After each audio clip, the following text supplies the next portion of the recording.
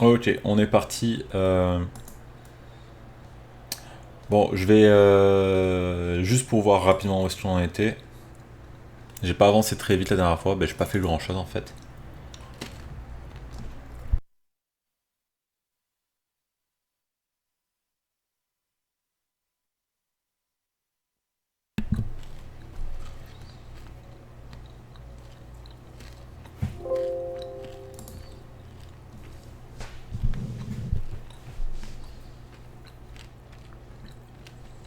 Bon, faut démarrer le serveur.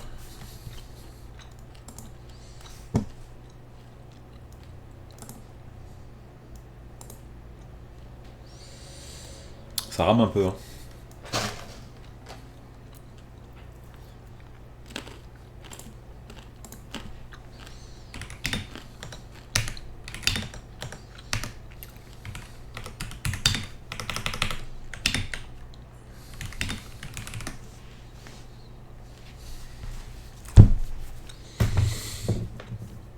Ok.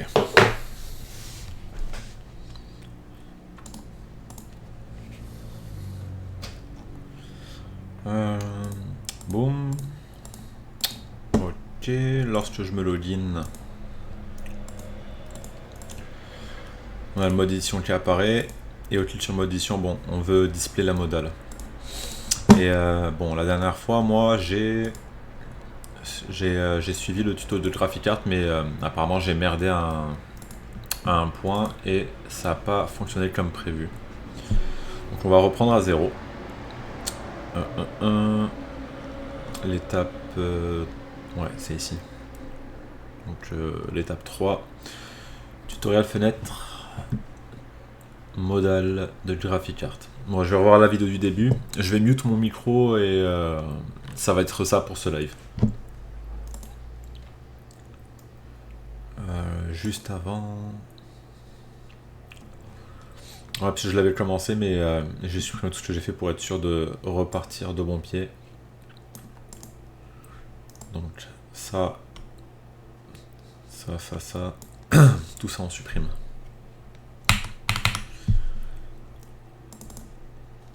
Ça c'est le display admin mode.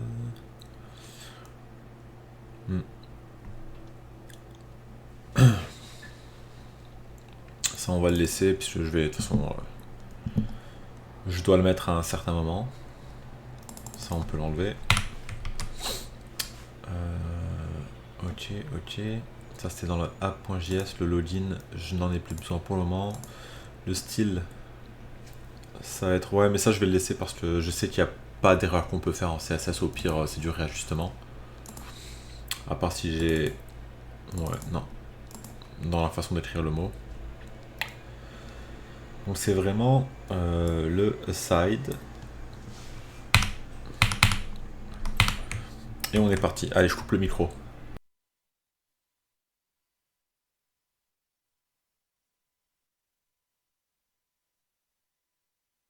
Salut et bienvenue dans cette nouvelle vidéo. Aujourd'hui, je vous propose de découvrir ensemble comment créer une boîte modale en 2019. Alors pourquoi je dis en 2019? Tout simplement parce qu'on va utiliser du CSS moderne et on va utiliser du JavaScript avec la syntaxe ES 2015. On ne va pas forcément se préoccuper de vieux navigateurs. Donc pour cette vidéo, on va créer une boîte modale qui va fonctionner avec deux systèmes. Soit on aura un lien avec du contenu HTML caché et quand on clique, ça dévoile cette boîte modale. Soit on aura un lien en Ajax. Dans ce cas-là, ça va charger le contenu et l'afficher à l'intérieur de cette boîte modale. Autre petite particularité, on va essayer de réfléchir et de faire attention aux notions d'accessibilité dans cette vidéo. Donc on va faire en sorte que tout notre système puisse être utilisable au clavier. Donc si je fais Tab, je vois que ça me permet d'aller de lien en lien, ça c'est normal. Si j'appuie sur Entrée, automatiquement ça va ouvrir la boîte modale et surtout ça va enfermer le focus à l'intérieur de cette boîte modale. Donc si je fais Tab, ça me permet d'aller d'élément en élément, mais seulement à l'intérieur de cette boîte modale. Et pareil si je fais Shift Tab. Ça me permet ensuite de pouvoir revenir sur le bouton fermer ou de pouvoir appuyer sur Échappe pour fermer la boîte modale. Donc ces notions d'accessibilité sont importantes parce que si quelqu'un utilise un lecteur d'écran par exemple, ça va lui permettre de pouvoir naviguer au niveau de votre application. Alors tout de suite, on peut se demander pourquoi faire le code nous-mêmes. Il existe sûrement des librairies en JavaScript qui permettent de faire ça. Alors il y a deux raisons. La première, c'est évidemment qu'on est là pour apprendre et c'est toujours intéressant de faire les choses soi-même pour apprendre.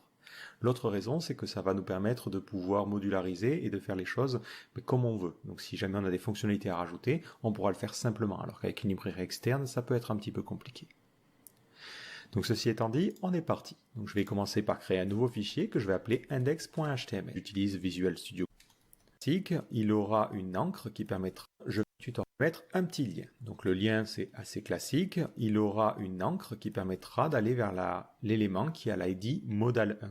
Et je vais mettre ouvrir la boîte modale. Et ce que je vais faire, c'est que je vais directement mettre le code HTML juste en dessous. Donc je vais créer un élément aside parce que pour moi j'estime qu'une boîte modale c'est du contenu sur le côté entre guillemets, c'est pas du contenu principal, donc la balise aside me semble indiquer.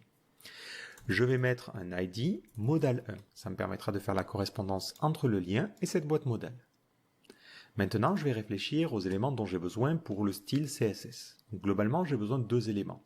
La boîte modale qui permettra de représenter la boîte dans son entièreté avec le fond noir et à l'intérieur le contenu.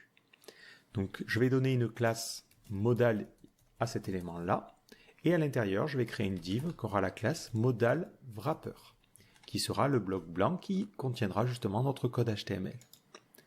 Ce code HTML, je vais le générer, donc je vais utiliser pour cela filerama.io, j'aime bien, c'est des citations de Futurama ou d'autres séries, et je vais coller ce code HTML, c'est juste pour l'exemple. Maintenant, on va réfléchir aux problèmes liés à l'accessibilité. Donc, si vous êtes intéressé par l'accessibilité, ce qu'il vous faut regarder, c'est le standard ARIA. ARIA pour Accessible Rich Internet Application. C'est un standard qui va permettre de définir différents attributs qui permettent d'améliorer l'accessibilité. D'ailleurs, si vous cherchez ARIA modal, il y a de fortes chances que vous tombiez sur cet exemple-là, où on vous parle des balises liées à l'utilisation des boîtes modales.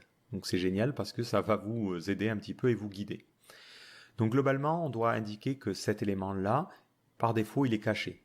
Donc on va mettre un aria hidden à true. Ça veut dire que si on a quelqu'un qui regarde le site de manière autrement que par un écran, cet élément-là n'apparaît pas. Ensuite, on va rajouter un rôle. Donc ça permet, quand on affiche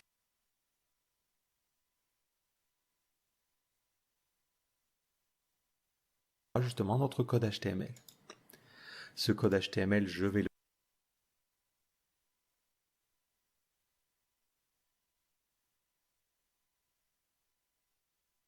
générer. Donc je vais utiliser pour cela filerama.io. J'aime bien.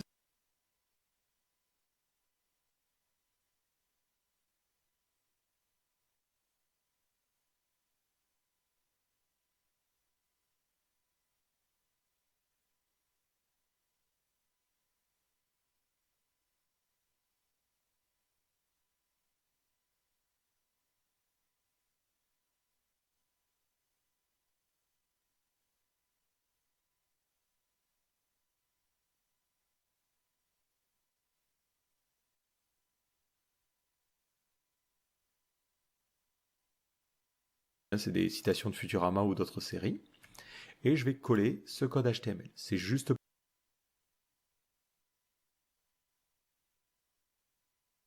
pour l'exemple. Futurama ou d'autres séries. Et pour cela, filerama.io. J'aime bien, c'est des citations de Futurama ou d'autres séries. Et je vais coller ce code HTML. C'est juste pour l'exemple.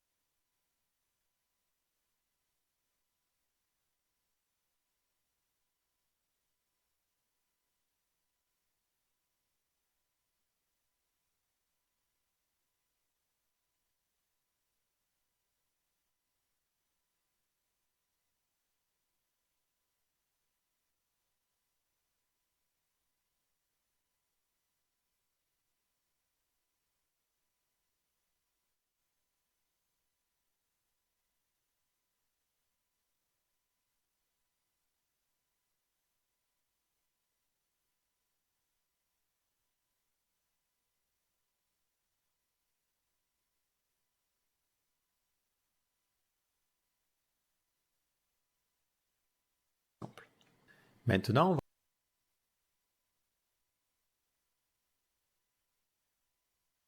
va On va réfléchir aux problèmes liés à l'accessibilité. Donc si vous êtes intéressé par l'accessibilité, ce qu'il vous faut regarder, c'est le standard ARIA. ARIA pour Accessible Rich Internet Application. C'est un standard qui va permettre de définir différents attributs qui permettent d'améliorer l'accessibilité. D'ailleurs, si vous cherchez ARIA modal, il y a de fortes chances que vous tombiez sur cet exemple-là, où on vous parle des balises liées à l'utilisation des boîtes modales. Donc c'est génial parce que ça va vous aider un petit peu et vous guider.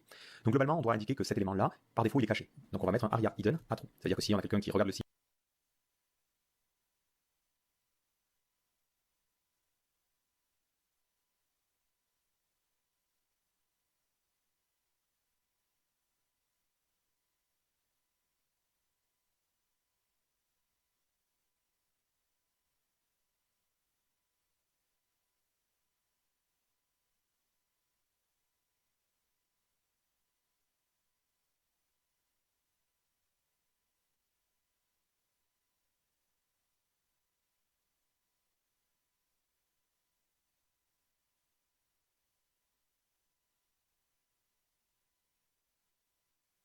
de manière autrement que par un écran, cet élément-là n'apparaît pas.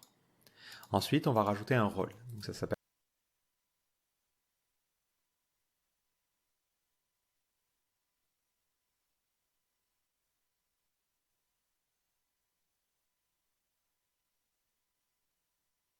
permet à trou. Ça veut dire que si on a quelqu'un qui regarde le site de manière allemand, on doit indiquer que cet élément-là, par défaut, il est caché. Donc on va mettre un ARIA hidden à true. Ça veut dire que si on a quelqu'un qui regarde le site de manière autrement que par un écran, cet élément-là n'apparaît pas.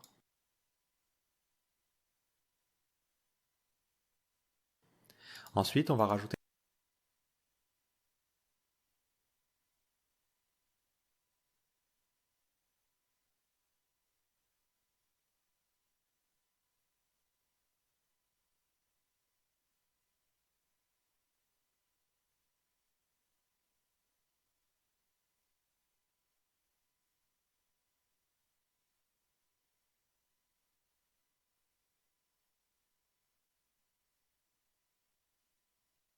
un rôle. Donc ça permet, quand on affichera l'élément, de dire cet élément-là, c'est pas une boîte modale, mais c'est une boîte de dialogue, où on aurait d'autres actions dessous, par exemple. Ensuite, on peut rajouter un ARIA modal. Donc ça, apparemment, c'est quelque chose qui est relativement récent. Si on descend un petit peu. Donc ça permet aux technologies d'assistance d'indiquer que le contenu derrière n'est pas consultable. Donc par défaut, d'après mon interprétation, il faut mettre ça à false ou ne pas mettre ça du tout. Et on mettra ARIA modal à true lorsque la boîte modale sera activée. Autre attribut intéressant, c'est cet attribut-là qui permet de donner à la boîte de dialogue un nom. Donc en général, dans une boîte de dialogue, vous allez avoir un titre qui sera par exemple conditions d'utilisation. Ce titre, vous allez lui donner un ID. Donc on va lui donner l'ID title modal, peu importe. Et ici, je rajoute un ARIA underscore labeled by et je vais lui donner cet élément-là. Donc ça sera title modal. Ça permettra à la liseuse, lorsque la boîte de dialogue va s'ouvrir, de lui dire voilà le titre de la boîte de dialogue. Donc c'est toujours intéressant pour les technologies d'assistance. Donc c'est tout ce que l'on va faire pour le moment. Maintenant, on va passer à la partie CSS. Donc on va essayer de faire en sorte que notre boîte modale apparaisse convenablement. Donc pour actualiser et voir la page, moi j'utilise ici l'extension Live Server de Visual Studio Code. Donc je vais la lancer et je vois bien ma page web. Lorsque la boîte de dialogue va s'ouvrir, de lui dire voilà le titre de la boîte de dialogue. Donc c'est toujours intéressant pour les technologies d'assistance. Donc c'est tout ce que l'on va faire pour le moment. Maintenant, on va passer à la partie CSS. Donc on va essayer de faire en sorte que notre boîte modale apparaisse convenablement. Donc pour actualiser et voir la page, moi j'utilise ici l'extension Live Server de Visual Studio Code. Donc je vais la lancer et je vois bien ma page web. Donc je vais créer le CSS à côté, donc on va l'appeler style.css, et je vais charger ce CSS dans ma page HTML. Donc je crée une balise link, et je vais faire le lien vers le style.css. Donc d'abord on va commencer par l'élément qui est la classe modal. Donc cet élément-là, on va le mettre en position fixe. Ça va permettre de faire en sorte que cette boîte modale prenne l'entièreté de l'écran. Donc je mets un top à 0, un left à 0, et ensuite une largeur de 100% et une hauteur de 100%. Pour que notre contenu soit moins visible en dessous, on va mettre un background opaque. Donc j'utilise pour cela du RGBA, et on mettra 0, 0, 0, avec une opacité de 80%. Tout de suite, ça donne quelque chose d'un petit peu plus sympa. Juste avant, je vais mettre quelques styles génériques. Donc on va dire qu'au niveau du body et de l'HTML, on ne met pas de margin. ni de padding, parce que par défaut les navigateurs en mettent et c'est pas forcément très joli. Ensuite, au niveau de tous les éléments, on mettra un box sizing à border box pour que le padding soit pris en compte dans le calcul des largeurs, et ça c'est toujours intéressant. Donc ensuite, on doit styliser le modal wrapper, c'est l'élément qui va contenir notre contenu justement. Donc le modal-wrapper, on va lui donner une couleur de fond blanche, donc on va mettre FF, on va lui donner une largeur particulière, donc on peut s'imaginer que par défaut ça sera 600 pixels, on ne précisera pas de hauteur, mais en revanche on mettra un padding, donc on mettra un padding de 20 pixels, histoire que le contenu à l'intérieur soit un petit peu plus aéré. Donc on va avoir un petit problème. Le premier, c'est que si la fenêtre est trop petite, par exemple comme ça, notre contenu il va déborder parce qu'on a mis une largeur de 600 pixels. Donc ce que l'on peut faire, c'est rajouter un max width et lui dire je veux qu'au maximum tu aies une largeur de 100 VH. Donc 100 VH, ça veut dire une fois la hauteur de la taille de l'écran. Et si on veut qu'il y ait un petit peu de marge sur les côtés, on peut utiliser le calque pour dire une fois la hauteur de l'écran, ou plutôt la largeur de l'écran, moins 20 pixels. Comme ça, ça laissera un petit peu de marge sur les côtés. Et après, on centrera ça horizontalement. De la même manière, on fera la même chose pour la hauteur. Donc on mettra un max 8 de 100 VH pour une fois la hauteur de la taille de l'écran, et ensuite moins 20 pixels. Comme ça, automatiquement, l'élément ne sera jamais trop grand. On peut aussi rajouter un overflow auto pour lui dire qu'en cas de débordement, une scroll bar doit apparaître. Donc ça permettra de faire en sorte que même sur des périphériques de petite taille, on puisse consulter le contenu même s'il dépasse la taille de l'écran. Donc maintenant, le problème que l'on a, c'est que cet élément-là, on voudrait qu'il soit convenablement centré. On voudrait qu'il se mette vraiment au milieu de l'écran. Donc on a plein de solutions, mais la solution la plus simple à l'heure actuelle, c'est d'utiliser simplement les flexbox. Donc je vais mettre un display de points flex auparant. Ensuite, je vais dire align-items et je vais mettre center. Donc ça va permettre de centrer l'élément verticalement, donc par rapport à l'axe Y. Et ensuite, je vais mettre un justify content à center aussi. Donc là, ça sera par rapport à l'axe X. Et là, on a convenablement centré notre boîte modale. L'avantage, c'est que si on a une hauteur un petit peu plus petite, par exemple, on se dit, je vais mettre une hauteur de 400 pixels par défaut pour mes boîtes modales, mais dans ce cas-là, ça sera toujours centré. Donc on n'a pas besoin de s'embêter à faire des calculs complexes. Juste avec ça, on voit qu'on a la structure de base de notre boîte modale. On a convenablement centré notre boîte modale. L'avantage, c'est que si on a une hauteur un petit peu plus petite, par exemple, on se dit, je vais mettre une hauteur de 400 pixels par défaut pour mes boîtes modales, mais dans ce cas-là, ça sera toujours centré. Donc on n'a pas besoin de s'embêter à faire des calculs complexes. Juste avec ça, on voit qu'on a la structure de base de notre boîte modale. Juste, je vais en profiter pour mettre des éléments un petit peu particuliers à l'intérieur. On va mettre des inputs. Alors pourquoi je mets des inputs? Ça va nous permettre de simuler en fait des éléments qui auraient normalement le focus. Et je vais aussi mettre des liens. Voilà, comme ça permettra de vérifier que quand j'appuie sur Tab, ça cycle bien à travers ces éléments-là aussi. Donc cette boîte modale par défaut elle ne sera pas visible. Donc moi ce que je vais choisir de faire, c'est de le faire directement au niveau de l'HTML. C'est-à-dire de mettre un style display none dans l'HTML. J'aime bien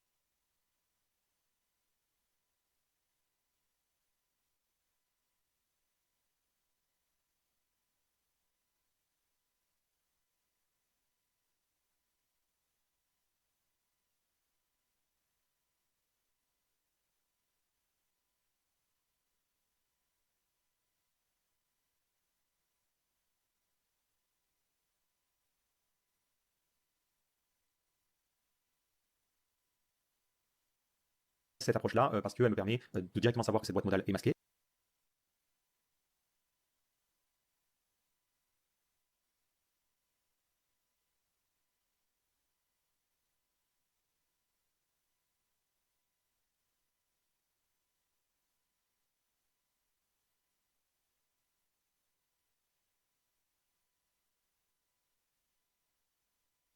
Et ça permettra aussi en JavaScript plus simplement de l'afficher. Donc là on est pas mal et on va pouvoir justement passer à la partie JavaScript. Donc je vais créer un nouveau fichier que je vais appeler app.js. Et ce fichier, je vais le charger depuis ma page HTML. Donc je démarre ma balise script et je vais lui préciser qu'il doit charger le fichier app.js. Tout de suite je vais sortir ma console. Comme ça dès qu'il y a des erreurs ou des petites choses que l'on va vouloir afficher, on les verra. Donc au niveau de notre JS, on va cibler tous les liens qui sont censés ouvrir des boîtes modales. Donc pour éviter de sélectionner tous les liens de mon site, je vais rajouter une classe sur tous les liens qui devront s'ouvrir dans une boîte modale. Ça permettra de ma console. Comme ça dès qu'il y a des erreurs ou des petites choses que l'on va vouloir afficher, on les verra. Donc au niveau de notre JS, on va cibler tous les liens qui sont censés ouvrir des boîtes modales. Donc pour éviter de sélectionner tous les liens de mon site, je vais ajouter une classe sur tous les liens qui devront s'ouvrir dans une boîte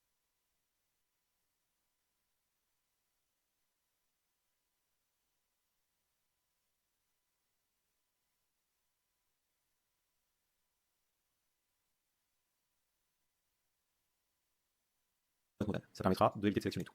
Donc au niveau de mon app.js, je vais sélectionner tous ces éléments-là. Donc je fais un document.query selector all et je vais sélectionner tous les éléments qui ont la classe js-modal.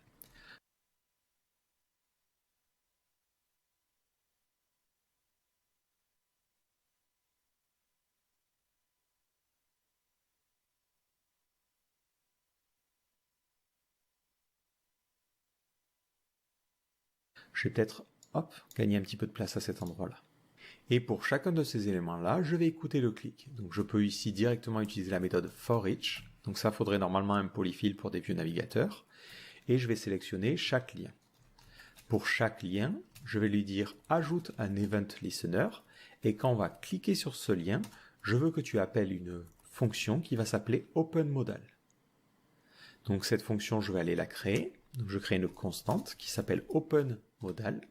Et ça sera une fonction qui prendra en paramètre l'événement.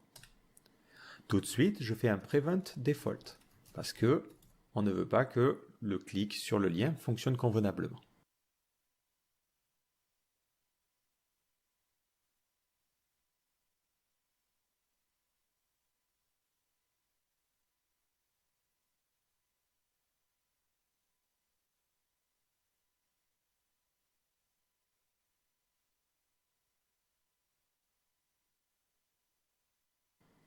Ensuite, je dois trouver l'élément qui est cible par rapport à notre lien.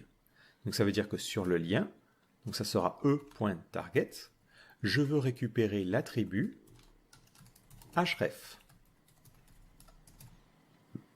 Donc ça va me donner dièse modal 1. Donc je vais utiliser cette valeur-là pour sélectionner l'élément. Donc on va faire un const target. Donc ça va me donner dièse modal 1.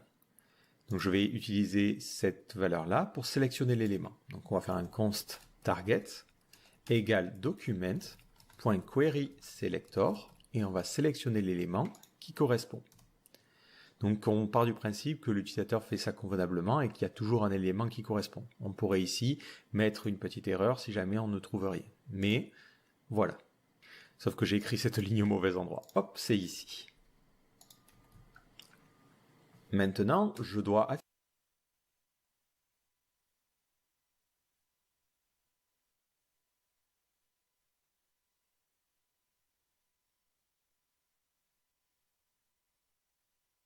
afficher cette boîte modale. Donc je fais un target.style.display et je vais mettre le display à nul. Ça va me permettre en fait de retirer le display none que j'avais mis. Et donc c'est le display get.style.display et je vais mettre le display à nul. Ça va me permettre en fait de retirer le display none que j'avais mis. Et donc c'est le display flex qui prendra le relais et ma boîte modale sera affichée. Je vais aussi en profiter pour rajouter des attributs. Donc l'attribut aria hidden, je dois le passer à false parce que l'élément est maintenant visible. Donc je fais un target.setAttribute et je vais prendre l'attribut aria-hidden et je vais le mettre à false. Ou ce que je peux faire, c'est tout simplement supprimer cet attribut-là parce que l'élément redevient visible. De la même manière, je vais faire un target.setAttribute et je vais rajouter le aria modal et le mettre à true. Voilà, comme ça, au moins d'un point de vue accessibilité, on devrait être bon. Je clique sur mon lien et si j'inspecte ma boîte modale, je vois bien que l'attribut aria hidden a été masqué et aria modal est à true. Donc si les technologies respectent bien les standards tels qu'ils sont définis dans ce document-là, l'utilisateur ne verra que le contenu de cette boîte modale. Et inspecte d'un aria modal et le mettre à true. Voilà, comme ça, au moins d'un point de vue accessibilité, on devrait être bon. Je clique sur mon lien et si j'inspecte ma boîte modale, je vois bien que l'attribut aria hidden a été masqué et aria modal est à true. Donc si les technologies respectent bien les standards tels qu'ils sont définis dans ce document-là, l'utilisateur ne verra que le contenu de cette boîte modale. Maintenant, il faut ma boîte modale et le mettre à true. Voilà, comme ça, au moins d'un point de vue accessibilité, on devrait être bon. Je clique sur mon lien et si j'inspecte ma boîte modale,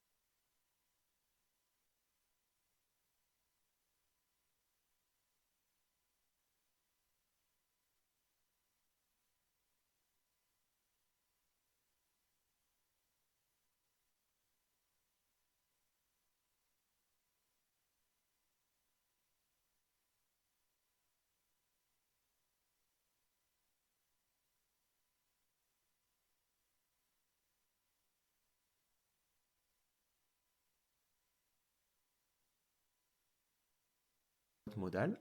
Je vois bien que l'attribut Aria hidden a été masqué.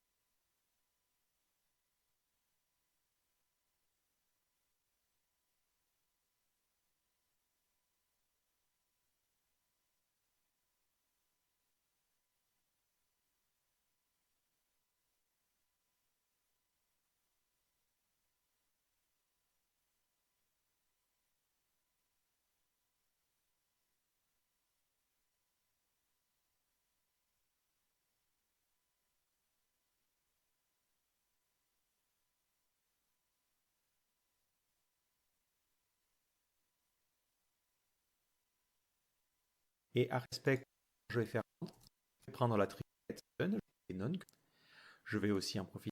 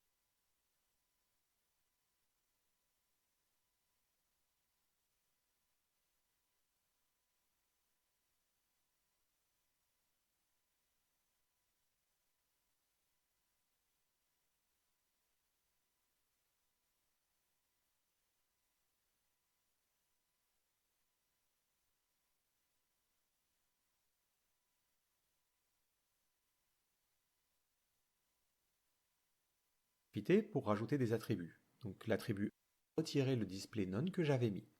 Mettre le display à nul. Ça va me permettre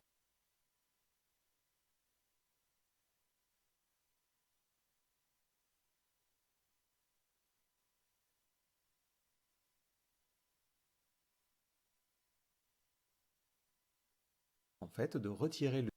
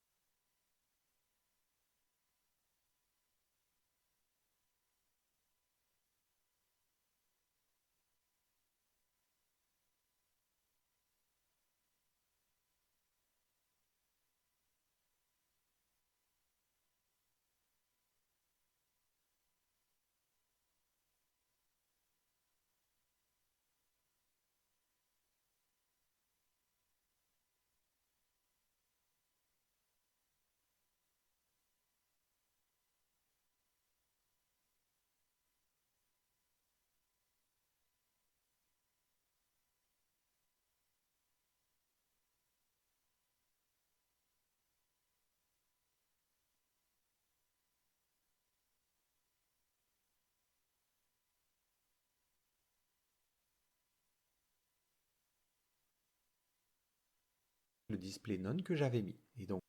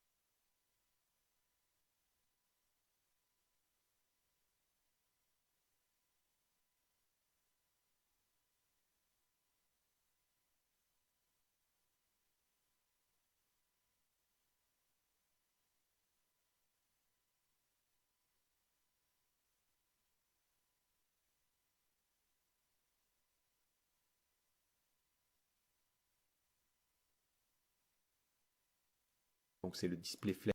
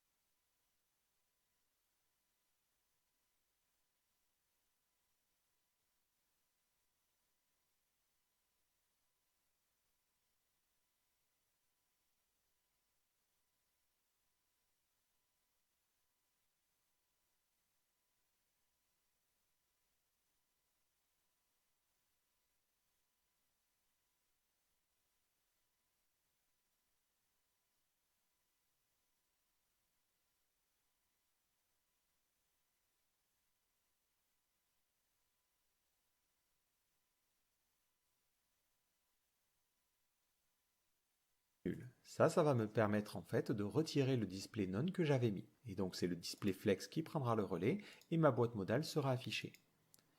Je vais aussi en profiter pour rajouter des attributs. Donc l'attribut aria hidden, je dois le passer à ici, on part du principe que l'utilisateur fait ça convenablement et qu'il y a toujours un élément qui correspond. On pourrait ici mettre une petite erreur si jamais on ne trouve rien. Donc ça va me donner dièse modal 1. Je veux récupérer l'attribut href. Donc ça va me donner dièse modal 1. Donc je vais utiliser cette valeur-là pour sélectionner l'élément. Donc on va faire un const target égale document.query selector et on va sélectionner l'élément qui correspond. Donc on part du principe que l'utilisateur fait ça convenablement et qu'il y a toujours un élément qui correspond. On pourrait ici mettre une petite erreur si jamais on ne trouve rien. Mais voilà. Sauf que j'ai écrit cette ligne au mauvais endroit. Hop, c'est ici. Maintenant, je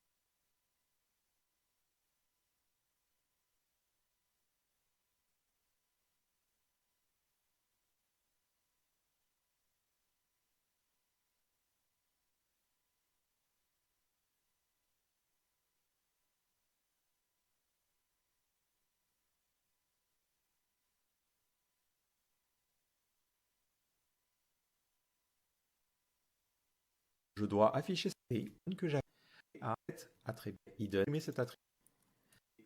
Ça, au moins, ma boîte à trous, l'utiliser et le même attribute. Voilà, comme ça, au moins d'un point de vue accessibilité, on devrait être bon. Je clique sur mon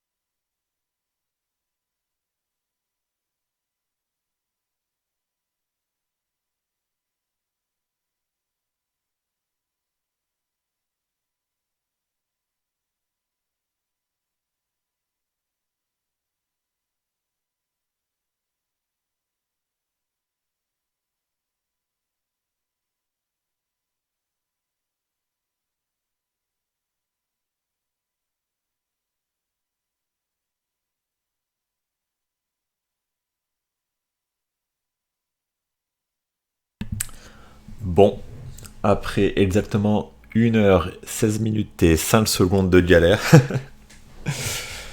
Ah putain, l'erreur de frappe à la con. Pour résumer, là, les 1h16, c'est ce que j'essaie de faire. C'est du typo, hein, encore une fois. Hop, on va actualiser. Je cliquais sur le mode édition que vous voyez juste ici.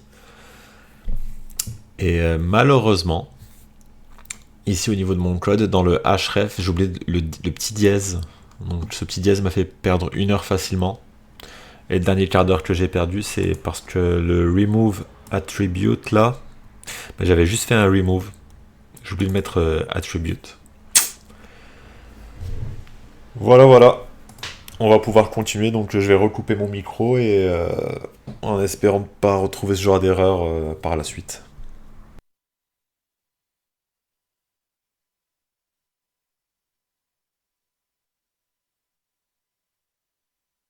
Mon lien. Et si j'inspecte ma boîte modale, je vois bien que l'attribut aria hidden a été masqué et aria modal est à true. Donc si les technologies respectent bien les standards tels qu'ils sont définis dans ce document-là, l'utilisateur ne verra que le contenu de cette boîte modale. Maintenant, il faut être capable de fermer cette boîte modale. C'est un petit peu embêtant, là on ne peut plus la fermer. Donc ce que je vais faire, c'est que je vais sauvegarder une variable qui va s'appeler modal et qui sera nulle par défaut. Donc elle permettra de savoir quelle est la boîte modale qui est actuellement ouverte. Lorsque j'ai fini de dévoiler ma boîte modale, je vais sauvegarder dans cette variable-là la cible. Donc c'est la boîte modale que je viens d'ouvrir. Maintenant, on va dire que lorsque je clique sur cette boîte-là, il va falloir fermer la boîte modale. Donc je vais faire un modal.addEventListener. On va écouter le clic et lorsque l'on clique, on utilisera la fonction closeModal. Fonction que je vais tout de suite créer. closeModal, ça sera une fonction qui prendra en paramètre encore une fois l'événement, qui fera un prevent default et qui globalement fera l'inverse de tout le reste. Donc je vais reprendre tout mon code ici et inverser les choses. Donc on n'a pas besoin du query selector parce qu'on a déjà dans la variable modal la valeur de la cible. Ensuite, je vais dire que lorsque je clique sur cette boîte-là, il va falloir fermer la boîte modale. Donc je vais faire la variable là, la cible. Fini de dévoiler, elle permettra de savoir qui va s'appeler modal et qui sera nulle par défaut. Donc elle permettra de savoir quelle est la boîte modale qui est actuellement ouverte. Lorsque j'ai fini de dévoiler ma boîte modale, je vais sauvegarder dans cette variable-là la cible. Donc c'est la boîte modale que je viens d'ouvrir. Maintenant, on va dire que lorsque je clique sur cette boîte-là, il va falloir fermer la boîte modale. Donc je vais faire un modal.addEventListener. On va écouter le clic et lorsque l'on clique, on utilisera la fonction closeModal.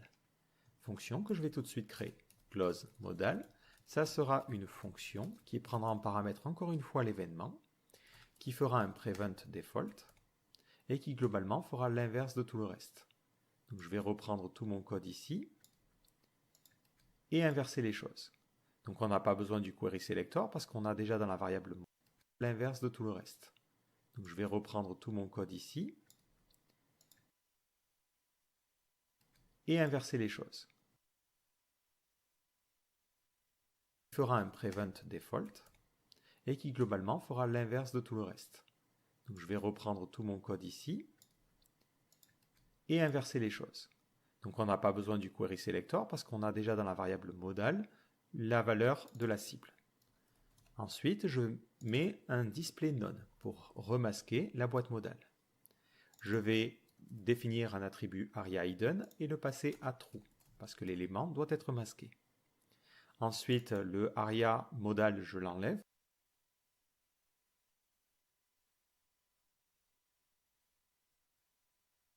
Donc je fais modal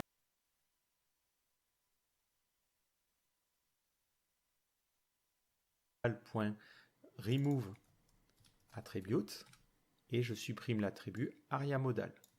Et là, de la même manière, c'est plutôt set attribute. Enfin, une fois que j'ai fini, je supprime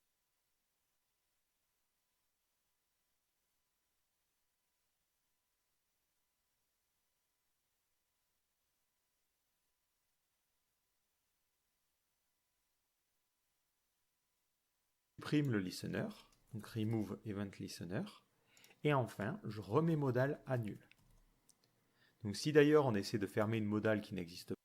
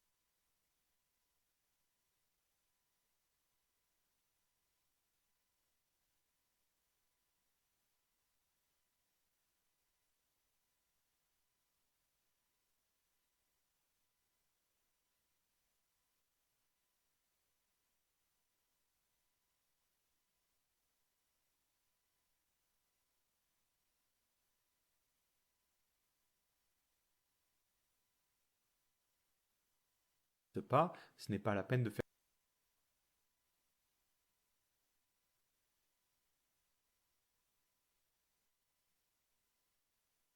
quoi que ce soit. Donc ici, je peux mettre un if modal est nul.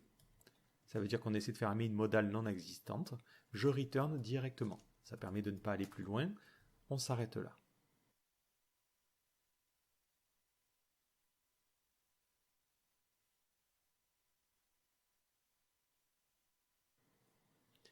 Il va me falloir aussi un bouton pour pouvoir fermer la modale. Donc au niveau de mon index.html, je m'imagine tout au début avoir un bouton.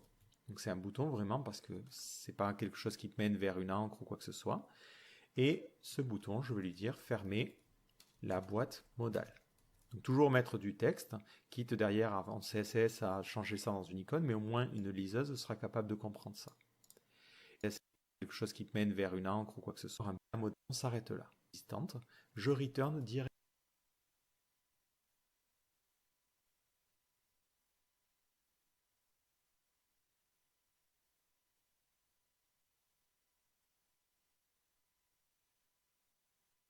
Ça permet de ne pas aller plus loin. On s'arrête là.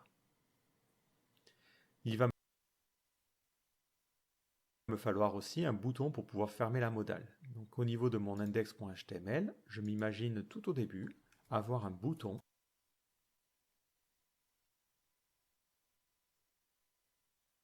Donc c'est un bouton vraiment parce que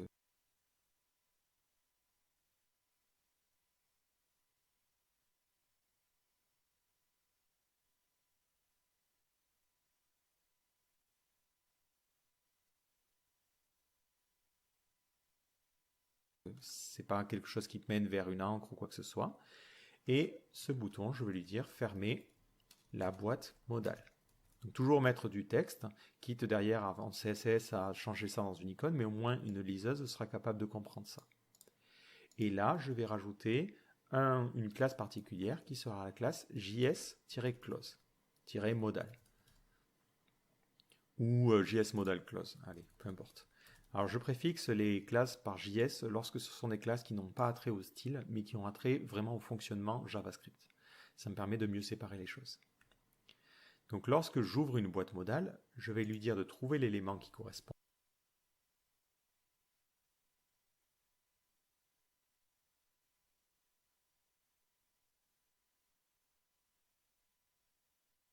Donc c'est query selector. Et on cherche l'élément JS modal close. Et lorsqu'on cliquera sur cet élément-là, add event listener click, ben on fera un close modal aussi.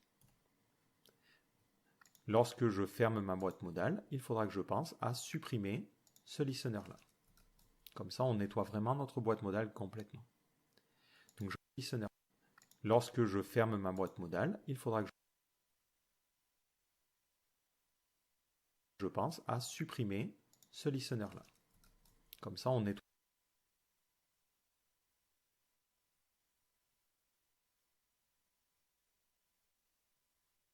vraiment notre boîte modale ici. Lorsque je ferme ma boîte modale, il faudra que je pense à supprimer ce listener-là. Comme ça, on nettoie vraiment notre boîte modale complète.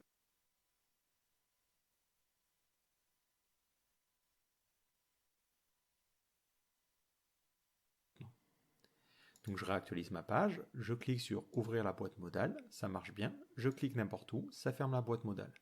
L'inconvénient, c'est que si je clique ici, ça ferme aussi la boîte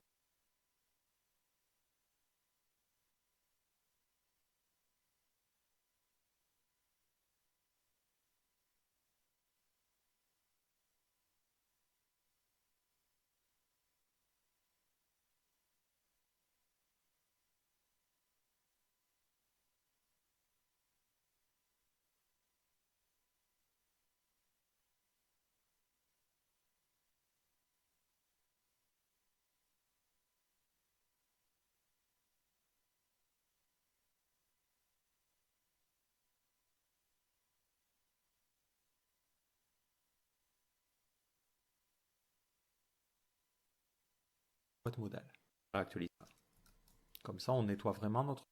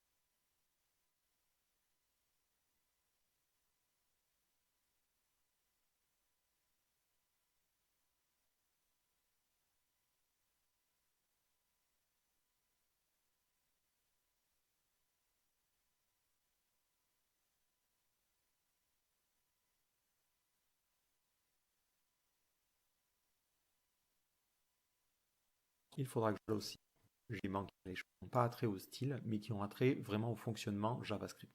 Ça me permet de mieux séparer les choses. Donc lorsque j'ouvre une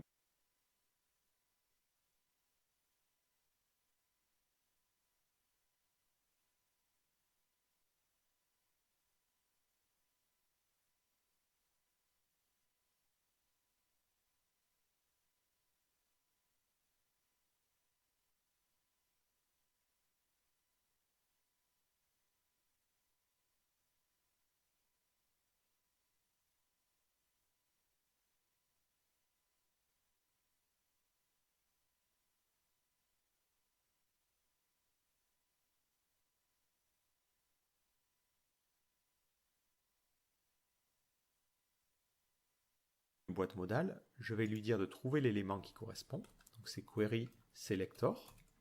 Et on cherche l'élément JS modal close. Et lorsqu'on cliquera sur cet élément close modal aussi, lorsque je ferme ma boîte modale, il faudra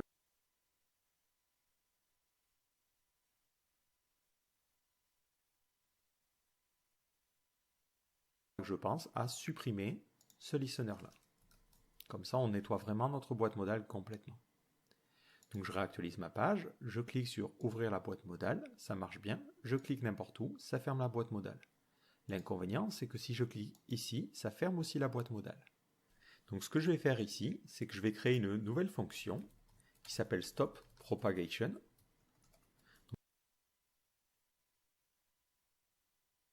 J'en peux plus. Bon, un autre casse-tête devant moi. J'ai tout suivi ce qu'il a fait et apparemment ma fonction close modal ne fonctionne pas. Et on va essayer de savoir pourquoi. Donc, close modal. On va vérifier ça comme ça. La fonction, elle est appelée au clic sur un event listener et au clic sur un event listener. Donc, au clic sur la modale qui correspond au target. Donc le target qui devient toute la modale, quoi. C'est pour ça qu'on l'a appelé modale. Donc au clic, ça devrait déclencher cette fonction-là. Cette fonction-là, qu'est-ce qu'elle fait? Donc, si modal ne vaut rien, on fait rien. Sinon, on repasse le modal.style.display à none.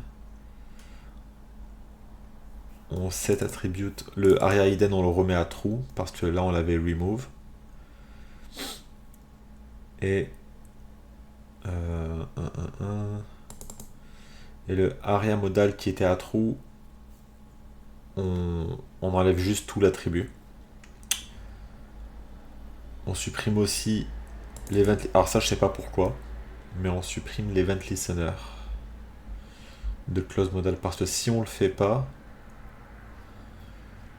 on va continuer de cliquer, ça va fermer une modale qui n'existera pas. Ouais, bon, je comprends pas trop, mais je pense que c'est pas très grave.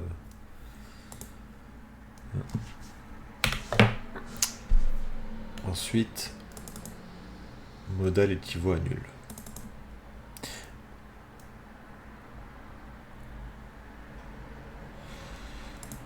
Ouais, je comprends pas. Je vais voir avec ChatGPT s'il y a un problème dans mon code.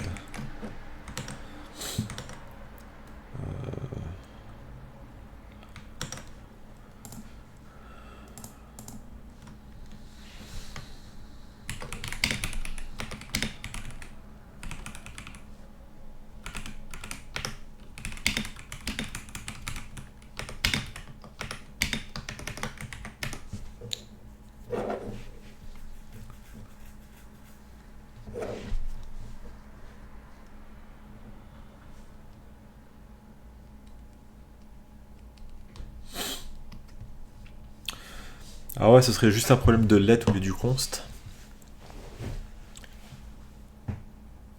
Bon, d'après ce qu'il me dit. Hein.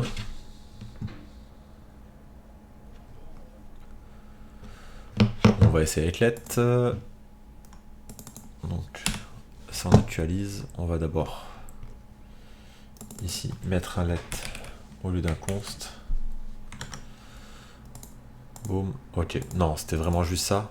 Pourtant, ah ben oui, il a bel et bien mis un let. Ok, bon, on a réglé le souci, on peut continuer.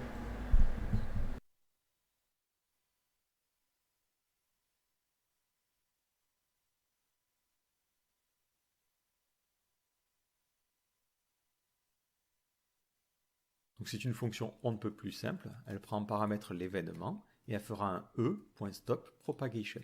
Ça permet d'empêcher la propagation de l'événement vers les parents et du coup ça empêchera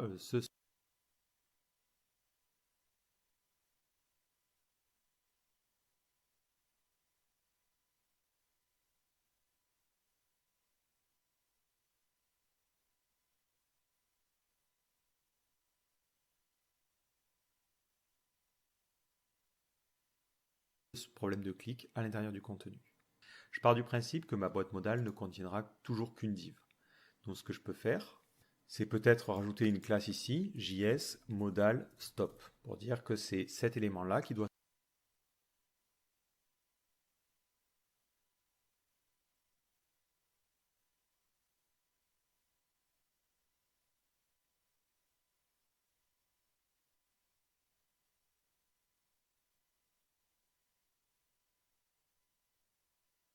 stopper la propagation.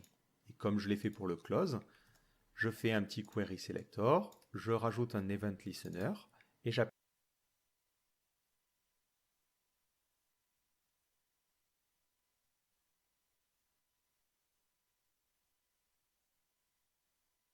cette méthode stop propagation. Et ça sera sur JS modal stop. Et lorsque je nettoie ma boîte modale, je supprime ce listener là. Je nettoie ma boîte modale, je supprime ce stop. Et lorsque je nettoie ma boîte modale, je supprime ce listener là.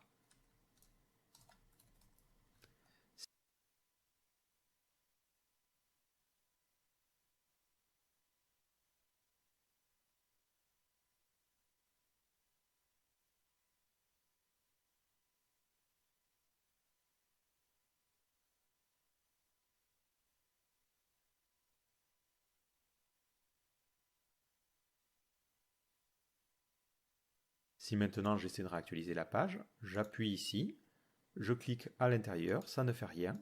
Je clique sur fermer, ça ferme bien ma boîte modale. Donc là on est bon d'un point de vue fonctionnement. Juste quelque chose, on avait dit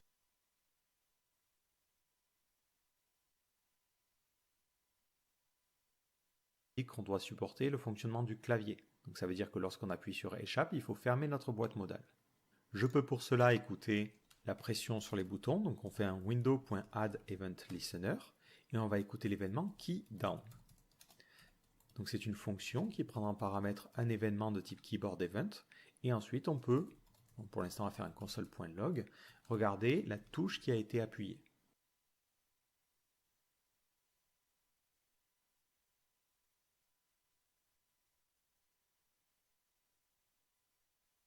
Si je réactualise et que je vais dans ma console, si j'appuie sur échappe, on voit que c'est escape.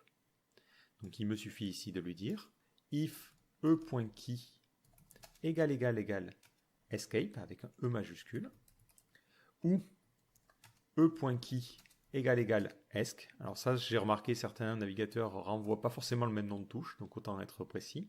On pourrait aussi utiliser le keycode, mais à terme, c'est plus censé être utilisé. Mais si on appuie sur échappe, je vais faire un close modal et je lui passe en paramètre l'événement. Par défaut, si modal est égal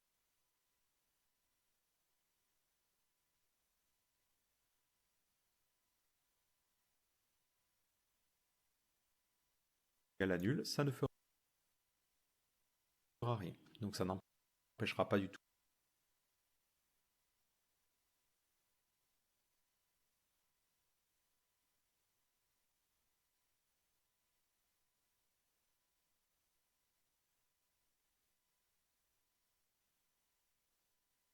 le fonctionnement classique de cette touche. Donc je sauvegarde, hop, j'appuie sur échappe, on ne voit pas d'erreur côté navigateur, impeccable.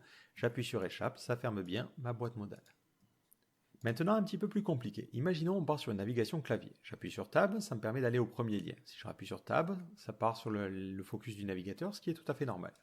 J'appuie sur Entrée, donc le navigateur me renvoie comme si j'avais cliqué, impeccable, et ma boîte modale s'ouvre. Si je continue à tabuler, je vais sur le premier bouton de la boîte modale, je vais sur le champ, je vais ensuite sur le lien, et lorsque je continue à appuyer sur Tab, je viens au niveau du navigateur. C'est tout à fait normal. Le problème, c'est que si je reviens en arrière avec un Shift Tab, on voit que ça va mettre le focus sur l'élément qui est derrière.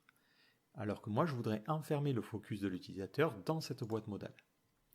Donc malheureusement, j'ai pas trouvé de solution super pratique à ce niveau-là. On peut pas, avec un attribut HTML, lui dire bon ben maintenant c'est le focus principal. Il y a deux petites astuces pour remédier à ce problème-là. La première, qui est très très complexe entre guillemets, c'est de prendre tous les éléments focusables sur la page en arrière-plan et de mettre un tab index à -1 dessus pour que ces éléments-là ne soient plus focusables. Si par exemple dans mon ici HTML, je mets un tab index à -1 sur ce champ-là, si j'ouvre ma boîte modale et que je fais tab, on voit que ce champ-là n'est plus dans la liste des éléments qui sont focusables. Donc ça peut permettre d'enlever les éléments. Le problème, c'est que ça veut dire de trouver tous les éléments de la page et de leur rajouter un tab index à -1, ce qui est un petit peu plus lourd. Une autre solution, c'est de tout simplement intercepter la pression sur tab et de rajouter un comportement manuel. Donc on va écouter le tab. Donc là, on va rajouter un if e.key égale tab. Et on va rajouter que la modale est différente de nul, parce que ça veut dire que la modale doit être visible.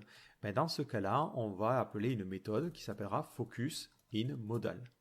Et on lui passera en paramètre l'événement. Donc ça sera une constante qui s'appellera focus in modal. Ça sera une fonction qui prendra en paramètre l'événement. Tout de suite, on fait un prevent default parce qu'on va court-circuiter le comportement normal de la tabulation. Donc là, il va falloir lui dire, il faut que tu focuses sur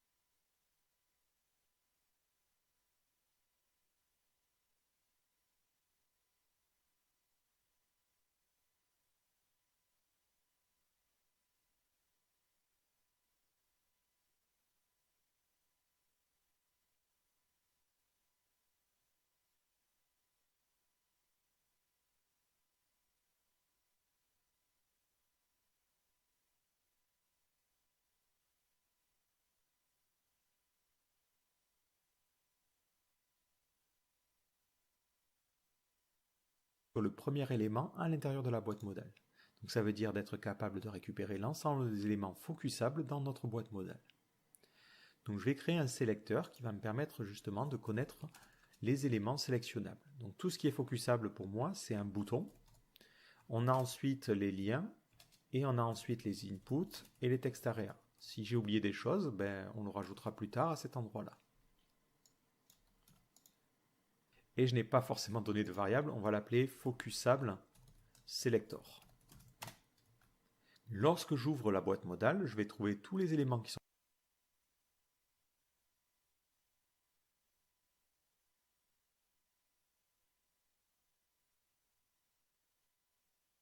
focusables et les sauvegarder.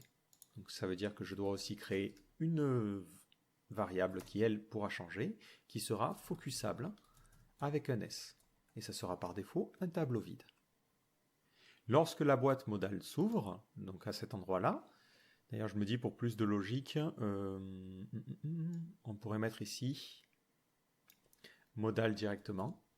Comme ça nous évite d'avoir à créer la variable target qui sert à rien. Voilà.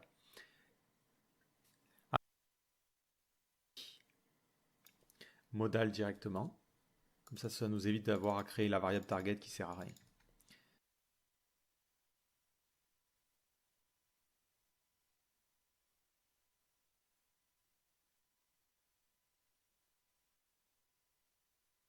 Voilà. Ça nous évite d'avoir à créer la variable target qui sert à rien. Voilà. À ce moment-là, lorsque j'ai l'élément, la boîte modale, je vais pouvoir récupérer tous les éléments qui sont focusables. Donc on va mettre focusable avec un S, égale modal. Donc je sélectionne que les éléments qui sont à l'intérieur de la boîte modale et qui correspondent à mon focusable selector. Par contre, attention, ça renvoie une node list. Moi, je veux vraiment travailler avec des tableaux, donc je vais utiliser la méthode from sur l'objet array. Travailler avec des tableaux, donc je vais utiliser la méthode from sur l'objet array. Si je fais plus tard, lorsque je fais une tabulation, un console.log, plus tard,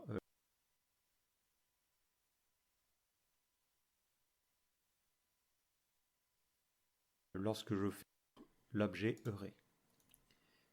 Si je fais plus tard, lorsque je fais une tabulation, un console.log de focusable,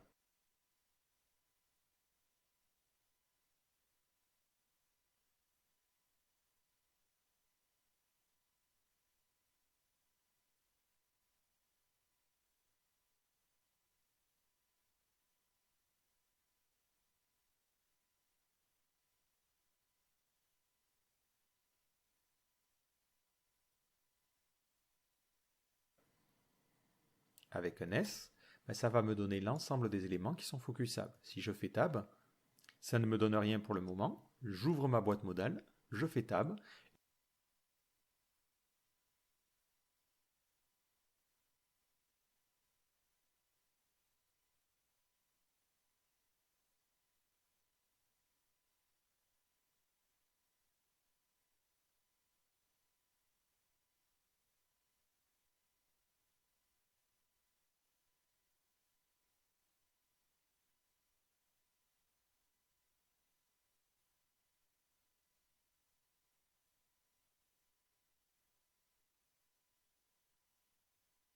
Et je vois que j'ai trois éléments. Si je fais plus tard, lorsque je fais une tabulation, un console.log de focusable,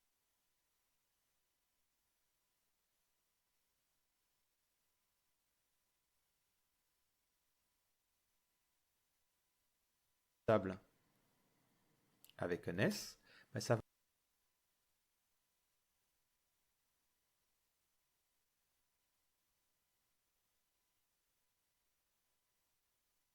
me donner plus tard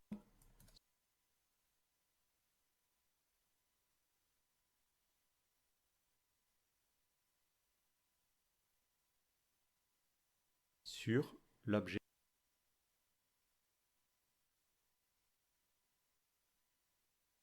array. Si je fais plus tard, lorsque je fais une tabulation, un console.log de focusable avec un S, ben ça va me donner l'ensemble des éléments qui sont focusables.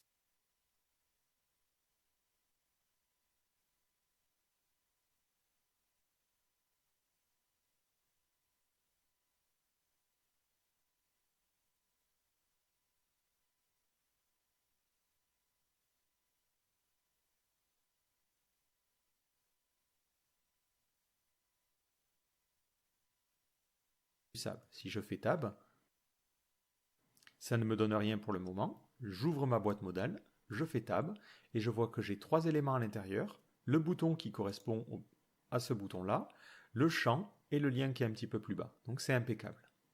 Lorsque j'appuie sur tabulation, il va falloir focus le bon élément. Alors le réflexe par défaut serait de se dire, bon, ben, par défaut tu vas sélectionner le premier élément, et si je réappuie sur tab, tu vas focus le second, et ainsi de suite, ainsi de suite. Il y a une petite subtilité, c'est que si l'utilisateur va manuellement sélectionner cet élément-là, lorsqu'il appuie sur tab, il s'attendra normalement à ce que ça focus l'élément suivant. Donc il faut toujours retrouver l'index par rapport à l'élément qui est focus actuellement. Et pour cela, hop, je vais prendre mon tableau, donc c'est focusable. J'aurais peut-être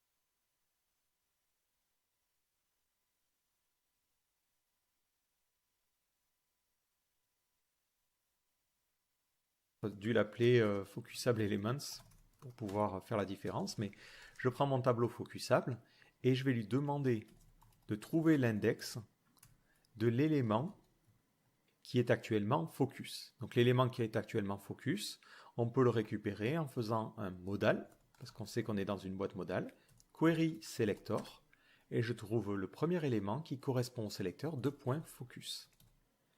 Donc je peux, à cet endroit-là, directement faire ça. Et ça va me donner l'index, à cet endroit-là, directement faire ça. Et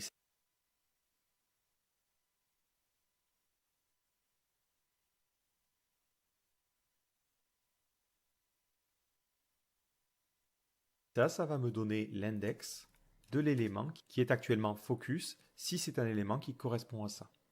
Donc là, j'imagine qu'on se perd un petit peu, donc je vais faire un console.log.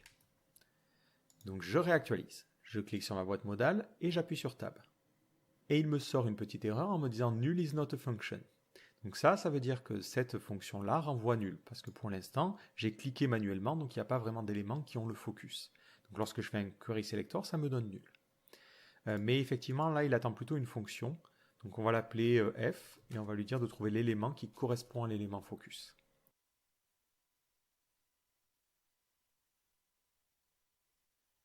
Voilà. Donc là, si je rappuie sur Tab, ça me donne moins 1.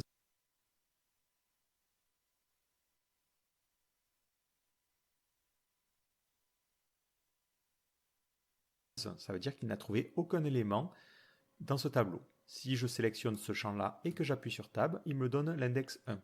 Ça veut dire qu'il a trouvé que l'élément qui est actuellement focus, c'est l'élément à l'index 1, sachant que celui-là, c'est celui à l'index 0. Donc à partir de cet index, les choses sont plutôt simples. Je fais un index pour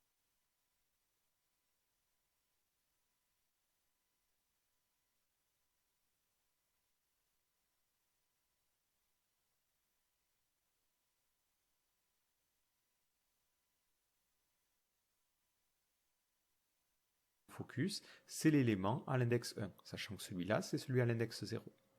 Donc à partir de cet index, les choses sont plutôt simples. Je fais un index pour rajouter un cran, et ensuite je vais vérifier est-ce que l'index est supérieur ou égal à la taille des éléments focusables, parce que si on est dans le dernier élément, il va falloir revenir à 0. Donc là, je récupère la taille des éléments focusables. Dans ce cas-là, index reviendra à 0.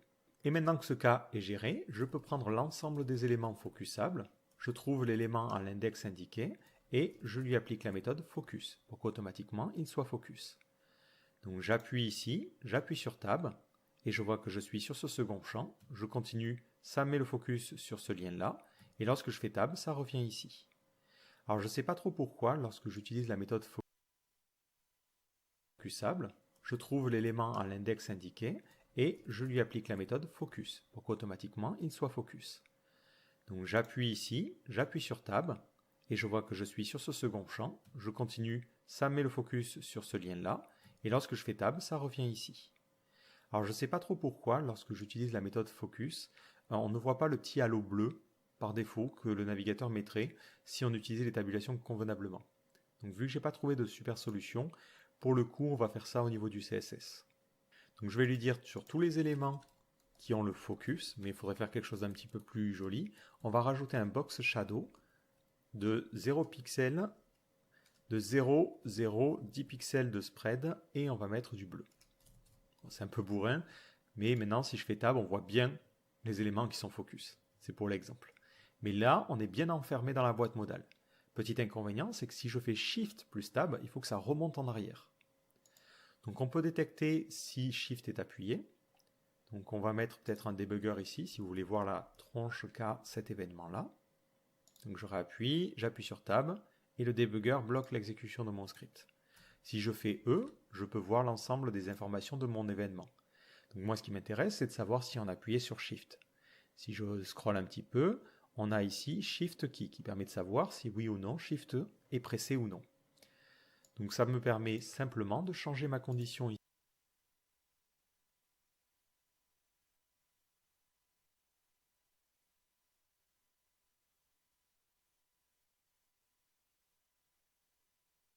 ici, de dire if e.shift_key égal true, ça veut dire qu'on a appuyé sur Shift. Dans ce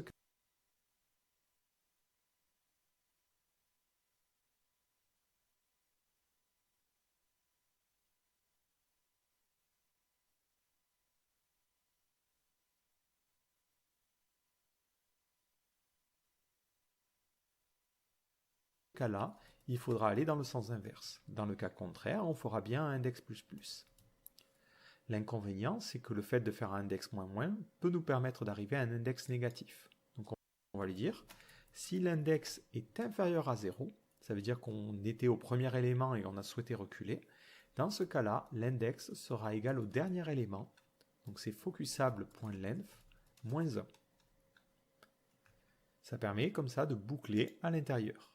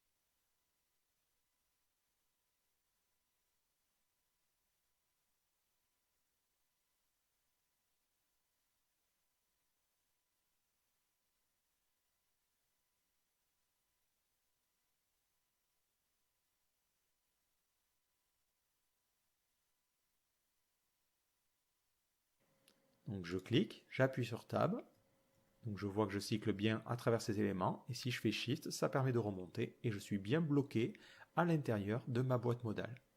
Et là, on a mis en place le système qui permet de bloquer le script à l'intérieur de la boîte modale et qui permet de gérer convenablement l'accessibilité. Par rapport à ce qui était marqué ici, on a géré ces trois cas. Ce que l'on peut faire aussi pour aider légèrement les gens, c'est par défaut mettre le focus sur le premier élément de la boîte modale. Donc pour cela, vous pouvez rajouter ici, lorsque vous avez créé votre tableau focusable, lui dire par défaut, je veux que tu mettes cet élément-là en focusable. Maintenant, petit détail aussi qui est un petit peu gênant, c'est que si jamais vous avez un autre lien sur la page, donc on va imaginer un lien qui mène vers Google, peu importe, ou allez, graphicart.fr. Maintenant, petit détail aussi qui est un petit peu gênant, c'est que si jamais vous avez un autre lien sur la page, donc on va imaginer un lien qui mène vers Google, peu importe, ou allez, graphicart.fr. Si vous faites une tabulation, vous appuyez sur Entrée, vous pouvez ensuite naviguer dans cette page-là, mais si vous fermez, vous avez perdu le focus que vous aviez avant. Ce qui pourrait être intéressant, c'est de mémoriser l'élément sur lequel on était avant d'ouvrir la boîte modale et de remettre le focus après coup. Donc là, au niveau de mon app.js, je vais créer une nouvelle variable qui va s'appeler previously focused element. Je préfère avoir un nom long mais compréhensible, ça sera mieux. Par défaut, on lui donne la valeur nulle. Maintenant, lorsque j'ouvre la boîte modale, je vais trouver l'élément qui était focus préalablement. Donc pour cela, juste avant de focus le premier élément à l'intérieur de la boîte, je vais faire un document.query. Je vais pouvoir ajouter dans mon preview qui ne fonctionne pas le focus. Et vous voyez, travailler sans les animations dans un premier temps. Donc pour les animations, le plus simple, c'est de les faire en CSS. Donc ce que l'on peut faire, c'est, et on va commencer avec une nouvelle. Ici, je fais animabof, ça veut dire qu'on ouvrir la boîte par défaut. L'animation, on prendra cette valeur-là par défaut, et à la fin de l'animation, on gardera une opacité 1. Si maintenant j'actualise ma page et que je clique sur ouvrir la boîte modale, on voit que l'animation fonctionne directement. Donc il faut savoir que lorsque le display d'un élément change, donc un élément lorsqu'il passe d'un display non à un display visible, l'animation se lance par défaut. Donc c'est impeccable par rapport à ce qu'on veut faire. Ce que je peux faire aussi, c'est rajouter une autre animation qu'on va appeler slide from top. Et on va dire que par défaut, l'élément aura un transform, translate y à moins 50 pixels. Et ensuite, on aura un transform, hop, je vais y arriver, avec un translate y à 0. Cette animation, je vais la donner à mon second élément, le wrapper. Et ce que je peux faire, c'est donner un léger décalage de 100 millisecondes, c'est largement suffisant. Et comme ça, on aura cet effet d'apparition. L'effet s'appelle slide from top. Si maintenant je reclique sur ouvrir la boîte modale, on voit comment ça fonctionne. Au final, le décalage, c'est pas forcément tip top. Dans l'idée, ça paraissait génial, mais en vrai, ça marche pas très bien. Mais vous pouvez affiner comme ça les animations. L'inconvénient, c'est quand on ferme la boîte modale, on n'a pas d'animation parce que par défaut le JavaScript rajoute directement un display node. Donc ce que l'on peut faire, c'est en fait mettre un petit délai sur ce module.style.displayNode pour lui dire d'abord repasse l'area hidden à true et ensuite seulement mets le display node. Donc je vais mettre un window display node display node. Et c'est seulement après qu'il devra mettre le modal à nul aussi. Donc là, ça fonctionne convenablement. Versé. Donc on aura le fade out sur un translate. Si la module juste de la même manière sera, donc moi j'aimerais bien avoir l'animation qui est inversée tout simplement. Donc on pourrait être tenté de se dire là, on ne met pas ça. Donc là, c'est pas comme ça qu'on écrit les commentaires en HTML. Et on se dit on fait un animation underscore direction et on change en reverse pour lui dire joue l'animation en sens inverse. Le problème, c'est que si je clique et que je ferme, il n'y a aucune animation qui se joue. Alors c'est tout simplement dû au fait que changer la valeur d'une animation, par exemple sa durée ou sa direction, ne va pas relancer l'animation. C'est un comportement par défaut des navigateurs, donc le seul moyen, ça serait de tricher un petit peu.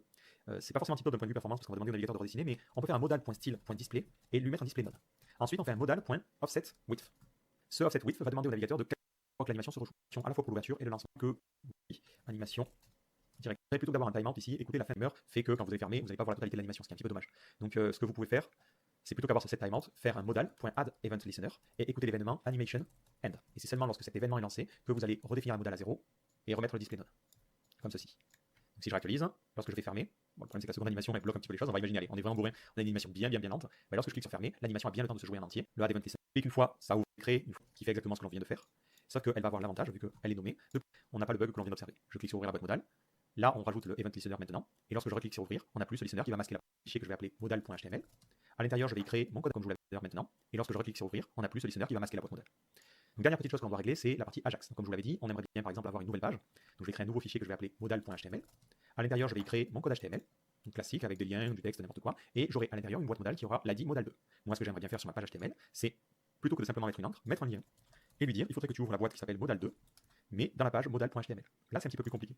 Donc, on va mettre ouvrir en Ajax. Pour bien séparer les choses, il va falloir réfléchir à qu'est-ce qui va changer. Donc au niveau de notre open modal, c'est à cet endroit-là, on récupère la modal à ouvrir depuis un query selector. Mais ça ne va fonctionner que si notre lien commence par un dièse. Donc je peux mettre une petite condition ici. Donc je vais peut-être créer une variable target qui sera effectivement l'attribut que l'on aura dans notre href pour éviter de me répéter. Et je vais dire if target faire de une nouvelle constante. L'Ajax, ça va fonctionner de manière assez égale à donc en termes de logique, ça permet d'avoir une logique qui est toujours étape par étape. Donc dans cette partie de notre modal, on va devoir charger l'URL en question. Et pour charger l'URL, on va profiter pour utiliser fetch. Donc fetch prend en premier paramètre l'URL appelé. Ensuite, sur la réponse, je ne veux récupérer que le texte. Donc je vais lui dire, lorsque tu récupères la réponse, extrait le texte. Et ça, vu que ça renvoie une promesse, je vais attendre. Donc je vais lui dire, je vais créer une constante qui sera HTML, le contenu HTML de la page, et j'attends que le fetch ait bien été résolu. Donc en vrai, il faudrait mettre des try-catch pour gérer les cas où la page n'existe pas. Et pour l'instant, on part du principe que tout est parfait et on vit dans un monde sans erreur. Et une fois que j'ai fini, je fais un console.log du code HTML. Donc je vais réactualiser ma page et cliquer sur ouvrir en Ajax. Si je regarde au niveau de ma console, on ne voit rien parce que j'ai oublié de mettre la classe JSModal. Donc mon lien n'a pas été pris en compte comme un élément modal. Donc je reviens ici, je clique sur ouvrir en Ajax et on voit bien qu'on a récupéré au niveau de ma console l'entièreté du code HTML. Donc on a récupéré tout ce code-là. L'avantage, c'est qu'on pourrait ici enlever ce display node et faire en sorte que si quelqu'un ouvre cette page dans un nouvel onglet, puisse avoir la boîte modale. Dans ce cas-là, il faudrait aussi mettre un aria hidden par défaut à false. Voilà, comme ça, s'il charge la page, cette page peut être consultée en tant que telle. Donc je reviens ici, je clique sur ouvrir Ajax et j'ai bien le contenu HTML. Donc dans ce contenu HTML, il va falloir que je trouve la cible, c'est-à-dire la boîte modale à sélectionner.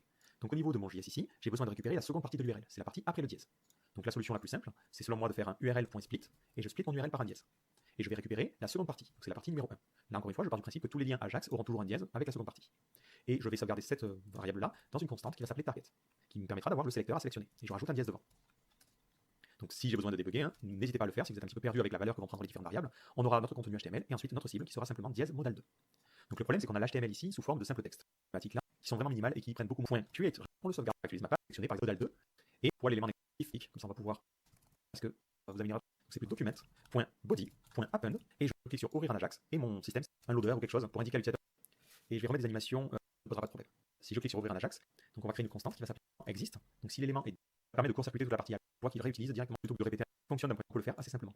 Et vous voyez que si on prend les choses assez calmement, créer un comportement et une boîte modale n'est pas forcément très compliqué. Maintenant, dernière petite vérification à faire, vérifier que ça fonctionne convenablement sur tous les navigateurs modernes. Alors là, clairement, avec tout ce qu'on a utilisé, je peux vous dire que Internet Explorer, c'est sûr que ça marche pas, mais sur les navigateurs modernes, par exemple Firefox, on n'a pas de problème particulier, donc notre boîte modale s'affiche convenablement, et sur Edge, ça fonctionne aussi. Donc je pense qu'il serait possible de faire fonctionner sur i11, mais il va falloir rajouter des polyfills et ça va alourdir le code. Donc après, à vous de voir si vous estimez que c'est intéressant ou non. Enfin, j'ai pas forcément testé sur les navigateurs mobiles, donc le seul problème, je pense que vous pourriez avoir sur les navigateurs mobiles, c'est toute la partie scroll. Souvent, ça fonctionne un peu bizarrement, donc à tester, mais vu que vous avez la logique qui est appliquée ici, ça va essentiellement être du CSS ou peut-être des outils pour empêcher le scroll à rajouter lorsqu'on ouvre ou on ferme la modale. Mais en dehors de ça, on a fini, je pense, avec cette vidéo-là. Et comme vous le voyez, il n'est pas forcément utile d'utiliser des librairies complexes pour faire ce genre de choses. Donc j'espère que cette vidéo vous a plu et je vous donne rendez-vous dans une prochaine vidéo. Ciao.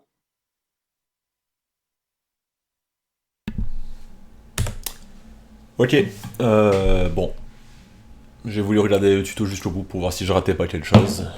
Au final, pas tant, mais j'ai ma modale qui est fonctionnelle. Maintenant, il me reste juste à la personnaliser pour avoir ça. Où est-ce qu'on est Code projet 3.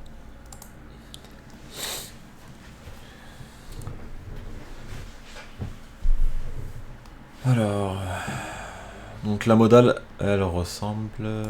Bah, attends. La modale, elle ressemble à ça. Il me semble que c'est très petit, mais... Ouais, en gros, ça va ressembler à ça. Donc, dans la modale, on va devoir refaire un fetch get des travaux qui sont sur l'API. Puis on va les display ici en rajoutant un petit icône de poubelle. Voilà, voilà. Et il y aura un mode ajout de photos.